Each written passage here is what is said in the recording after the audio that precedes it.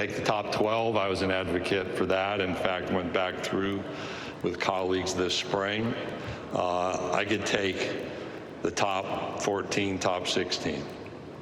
We have agreed, and I think last week there was some misunderstanding communicated about a memorandum of understanding. So in that memorandum of understanding, the top 5 conference champions have a role. So that's, unless you're going to go tear up the MOU, which maybe some other people want to do because of their concerns about the decision-making authority, that very clearly in that memorandum of understanding is granted to the combination of the SEC and Big Ten. Ultimately, we have to use that authority with great wisdom and discretion. But unless people want to tear it up, we're going to have 5 plus 7, 5 plus 9, 5 plus 11. As I understand, doubling down, so that was one of the phrases last week. That's part of a gambling experience, as I understand. And you always want to have a really good set of cards. You want to have a good hand to play, right? And I think we have the best hand to play. So we're going to operate consistent with the MOU. There's an allocation of those 5 spots. And I guess we'll continue to debate whether expansion beyond 12 is appropriate for the college football playoff.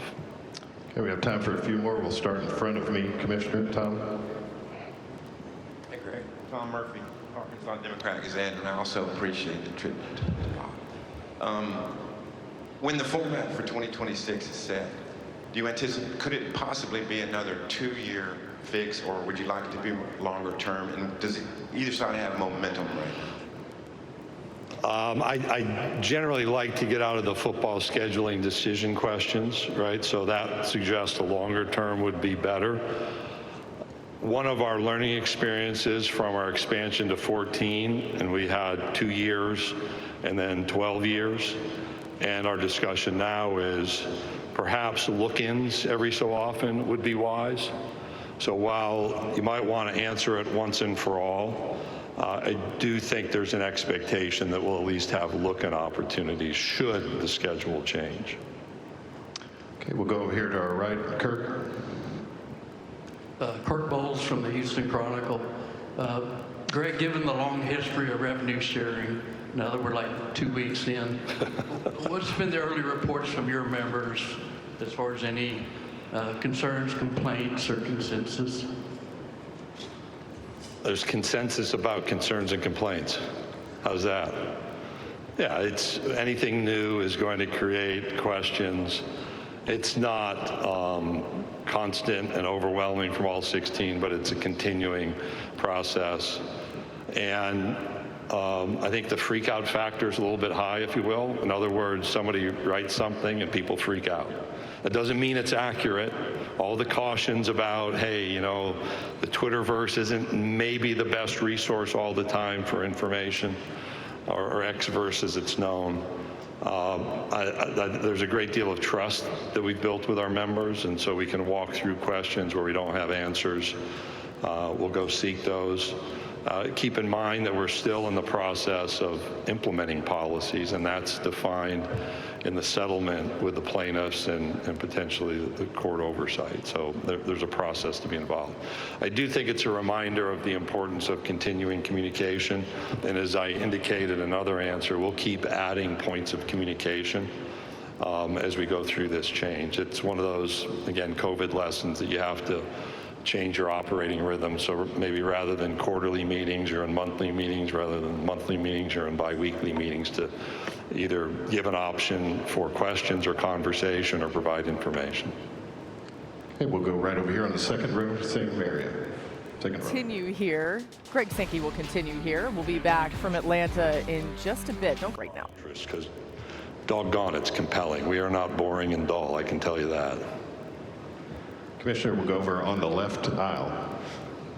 Heather Dennis with ESPN. When you talk about the Big Ten and the SEC having the control over the future format, what will it take for those 2 leagues to come to a consensus and avoid a stalemate? And how close are you and Tony Petitti to doing that? Well, I would never give away how close we are to doing something in a meeting. I think Tony and I spoke probably 4 out of 5 days last week. I think Jim and I either talked on the phone or communicated 3 out of 5 days last week. So we had a different view coming out of Destin around the notion of allocations, if you will. And I think you'll probably hear that again from our coaches. The Big Ten has a different view. That's fine. We have a 12-team playoff, 5 conference champions. That could stay if we can't agree.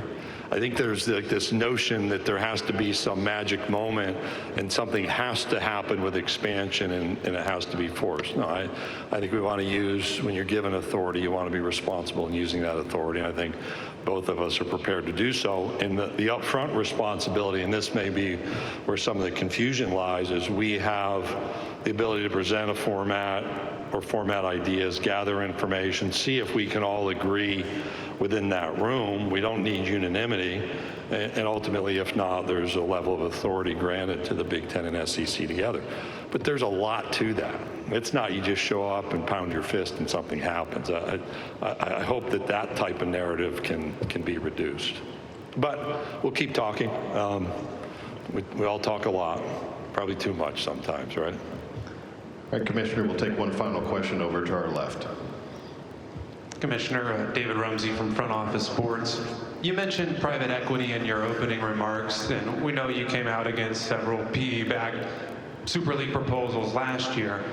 Moving forward, is the SEC open to exploring any PE money or other capital injections coming into the conference? I think there are 2 things in there. So my comments about other ideas, and they're embedded subtly, is what I've not seen is the in-depth analysis of these other ideas that's provided to our everyday operation. That's one of those disappointing realities for me. So we have to do that internally. Like how much money flows out of the college system into the financial backers? What are the ifs that are needed? If this can be achieved, and if that can be achieved, and if that can be achieved, then they might be able to achieve what they're talking about. Some of these proposals, you always see the most positive outcome. And when you ask, well, like, what's the downside of it? What if you don't hit all of those if marks, all of those mile markers? What then happens? And there's not a lot of answers provided. What we're dealing with is not like a law school class hypothesis or a finance project for somebody's MBA. This is real life. And we're seeing that happen over the last 2 weeks. So that's my observation, and just clarity on the first one. I've had those meetings. I've had outreach on a continuing basis. They bubble up from time to time. The question, what problem are you trying to solve, and what's the substance of the solution? What's the downside? What if you don't achieve all of those mile markers? For us, I had a conversation with someone in our membership about outside financing ideas as late as last week. We have been probably 2.5, 3 years into visits with banks, with private equity, with venture capital. I mean, you could go down the range. Private capital, that's another phrase that's been used. That's not been the right direction for us. We've not seen the concept that works. It doesn't mean we won't consider opportunities. If there are opportunities for mutual benefit, those would pique our interest. But the notion of just jumping to something because there's a pot of money there seems an uninformed direction, and simply taking propositions where there's not the kind of clarity around what if you don't meet your high-end predictions, what's left then. I think those are things that continue to weigh heavily on our mind. Commissioner Sankey, thank you for your time. Okay, thank you. We'll see you, I'm certain, around, and I hope it's a productive week. And if you have needs, we have volunteers and staff prepared to be of assistance. So we'll see you shortly with our first Coach of the Week. Lots of topics covered. He gets to so many different points. Paul Finebaum, Benjamin Watson here. Paul, one thing that really stuck out to me was when he said college football is not dead. College athletics, there's been so much negativity toward it. He said maybe it's strained, but the state of it is not to be concerned about as much as maybe some are. I like the way that he phrased that. What did you think? Laura, it was a master class in why we all come to this event every year to celebrate the beginning of college football. Because if you listen to, well, my own show, you will hear the negativity beaten to death by people who don't like where we are. But one thing that we always know, and the commissioner articulated that point very well right here, is that when we get to that final Saturday in August, we will forget all this noise. We'll leave it to the suits, so to speak. And from 11 a.m., 12 a.m., 12 p.m. that day until past midnight, we will be glued to our television sets if we're not in a stadium. And that's really what makes college football unique and different than any other sport, Benjamin. Yeah, sometimes you get caught up in the minutia of what's happening right now. It's always important to kind of have that 30,000-foot view.